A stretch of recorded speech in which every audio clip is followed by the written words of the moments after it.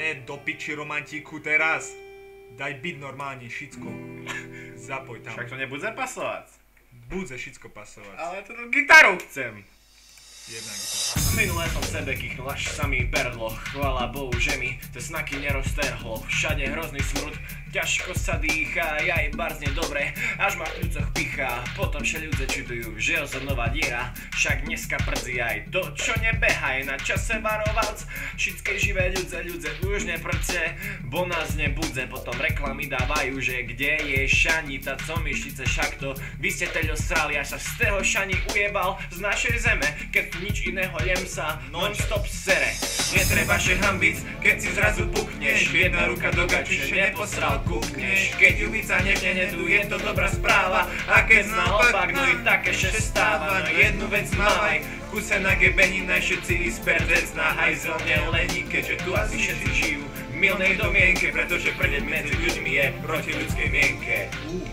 Nájdik teraz raz na hajzli sa modlík hovmak, kameň. Zaštipkalo? Tá, oči, na to som ale keď ti tvoju maci rievem do zádu. Ty si kokot.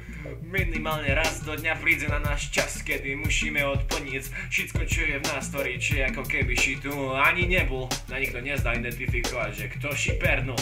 Netreba še hambiť, keď si zrazu pukneš. Jedna ruka do gači, še neposral kúkneš. Keď jubica nežne nedu, je to dobrá správa. A keď naopak, no i také še stáva. No jednu vec mávaj, v kuše na gebenina, všetci isperdec na hajzel nelení. Keďže tu asi všetci žijú v milnej domienke, pretože prdeť medzi ľuďmi je proti ľudskej mienke.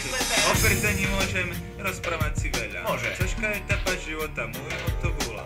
Musel som si dať mlieka aj syra, už sa mi na to nechce spomínať. Každé ráno, keď som do školy prišiel, som sa veru bez hajzlu nezaužišiel. Ver mi, nechcel by si mať tú laktózu, neznamená švece horšiu výrozu. Nakedy vašem še, čo idem pernúť, lebo mohlo zo mňa aj dať čo iné vybehnúť. Neskôr znal som už, čo môžem očakávať a naučil som všetko na šťastie a je vláda. Zúca skúšal som rôzne experimentovať, samozrejme trebalo dosť často riskovať. Okúsil som raz 2 roky a čakal, Jako? Potom jen na záchode som odolával tlakom. Predstav si, že nemôžeš si kravie mlieko dať, vtedy máš chudše, ver mi rýchlo pochovať. Našťastie už dneška laktózu nemám, každý deň čo mlieko má syrom prejedám. Teraz len dúfam, že še mi to nevráci, trimce mi na to prsci moji kamaráci. Myslím, že znáš, kedy si ľem zvolna perneš. Dúfajú, že sebe stehna mokro neobserieš. Nenazdajky cítiš, jak do topánok ti da čo tečie. Bohužiaľ to hovno na petách sa tebe vleče. Ha! Tu Splinter chudák mal často také stavy, že z perdzenia mal veru riadne obavy, či pernúť či nie. Juj, nastala dilema. Veru Splinterové srane.